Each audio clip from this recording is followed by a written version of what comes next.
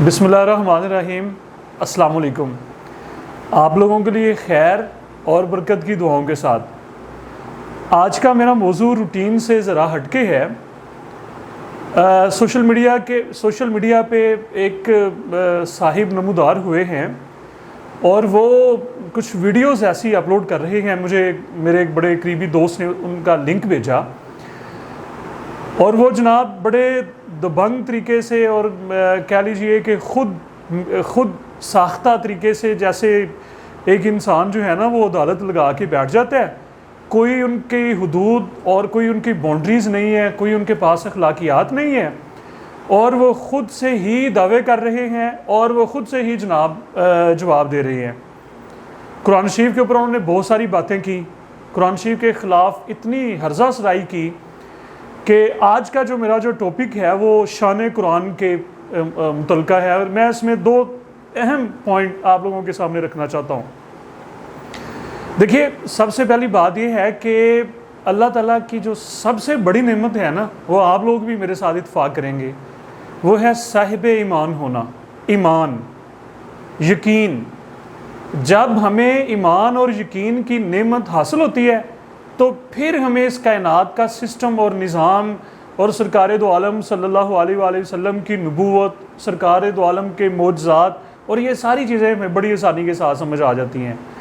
ठीक है जी। तो मैं इन साहिब के लिए ये ख़ास तौर पे जो एक नकाब सा ओढ़ के आ जाते हैं, मैं उनका नाम लेना मैं मुनासिब नहीं समझता और मैं कभी इतनी तुर्श लैंग्वेज भी यूज़ नहीं करता, लेकिन मैं आपकी इजाज़त से ये कहना चाह रहा हूँ कि वो जो बकवास कर रहा है तो उसके माइंड में ये बातें रहनी चाहिए। सबसे पहली बात ये है जी कि कुरान शरीफ के तीन उसको हम अदवार में उसको तकसीम कर देते हैं। नंबर एक पे सरकार दो आलम सल्लल्लाहु अलैहि वसल्लम पे जब कुरान नाज़िल होना शुरू हुआ, पहली वही जब नाज़िल हुई, तो एक तो आप लोगों को पता है, मुझे बताने की ज़रूरत नहीं है कि सबसे ज़्यादा इत्माद जो था वो हिफ़्ज़ के ऊपर किया जा रहा था। कुरान शरीफ को हिफ़्ज़ किया जा रहा था और साथ सरकार दो आलम उसको लिखने का भी बाकायदा एहतमाम कर रहे थे। कातबीन वही की पूरी एक टीम, ठीक है जी, वो मौजूद थी। सरकार दो आलम के दौर में सारे का सारा कुरान शरीफ हिफ़्ज़ भी था और सैकड़ों सहाबा किराम को हिफ़्ज़ ज़ुबानी याद था, ठीक है जी, और बल्कि प्रैक्टिकल में था, लोग नमाज़ों में उसको पढ़ रहे थे, साथ में लिखा हुआ भी मौजूद था। दूसरा दौर जो है वो सैयदना सिद्दीक़ अकबर रज़ी अल्लाह तआला अन्हु का है कि सिद्दीक़ अकबर के दौर में काम सिर्फ ये हुआ है कि स्कैटर्ड फॉर्म में जो कुरान शरीफ मौजूद था उसको एक जगह पे इकट्ठा कंपाइल कर लिया गया, इकट्ठा कर लिया गया उसको, उसके टेक्स्ट में, उसके मतन में किसी भी हवाले से हर तरह सूरतों की तरतीब, आयात का जो तरतीब थी, सारी की सारी सरकार दो आलम सल्लल्लाहु अलैहि वसल्लम की बताई हुई। तीसरा काम सैयदना उस्मान गनी रज़ी अल्लाह तआला अन्हु के दौर में हुआ और वो आपको पता है कुरान शरीफ जो है वो सबा अहरफ के ऊपर नाज़िल हुआ है, 7 हरूफ के ऊपर, ठीक है जी।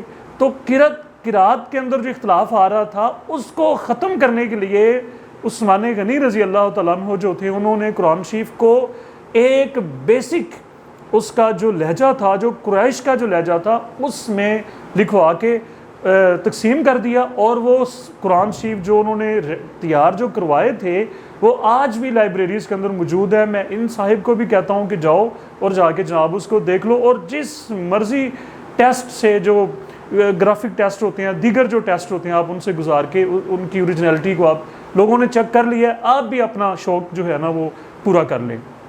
आखिर में दो अहम पॉइंट मैं आप लोगों के सामने जो है ना वो बयान करना चाह रहा हूँ, जो कि कुरान शरीफ का एक मुअज़्ज़ा है।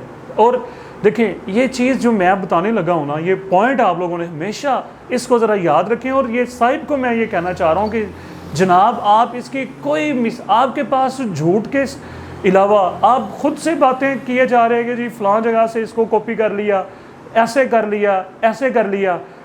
मुझे ये लगता है कि आपको खब्त हो गया है। जब किसी इंसान को खब्त होता है ना तो उसको हवालों की नहीं, उसको मेडिसिन की ज़रूरत होती है और मेरे ख्याल में आपको मेडिसिन की ज़रूरत है।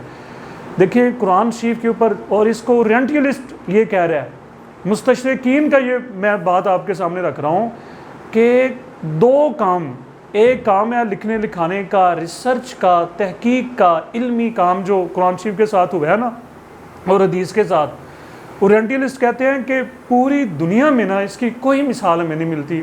हज़ारों बुक्स मार्ज वजूद में आई और लाखों लोगों ने इसके अंदर जो है ना वो कंट्रीब्यूशन किया। दूसरा अहम पॉइंट ये है कि देखें इस वक्त 1 अरब और 80 करोड़ मुसलमान हैं, ठीक है जी। और कुरान शरीफ हर दौर में एक इंसानों के बहुत बड़े ग्रोह के प्रैक्टिकल में रहा। ये प्रैक्टिकल किताब है, ये बात इनको समझ नहीं आती।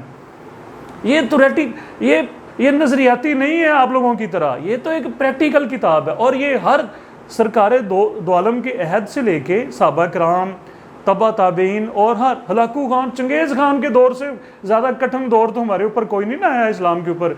उस दौर के अंदर भी ये लाखों करोड़ों इंसानों के जनाब प्रैक्टिकल में रहा। लोग नमाजों में इसको पढ़ते रहे। और देखिए रमज़ान शरीफ में एक 7-6 साल का बच्चा होता है, ठीक है जी, और वो पूरा कुरान शरीफ जो है ना वो तरावी में जनाब सुना देता है। और आप कहते हो कि हमें मुर्जा कुरान शरीफ का नज़र नहीं आता। ठीक है जी, आप लोगों का बहुत शुक्रिया।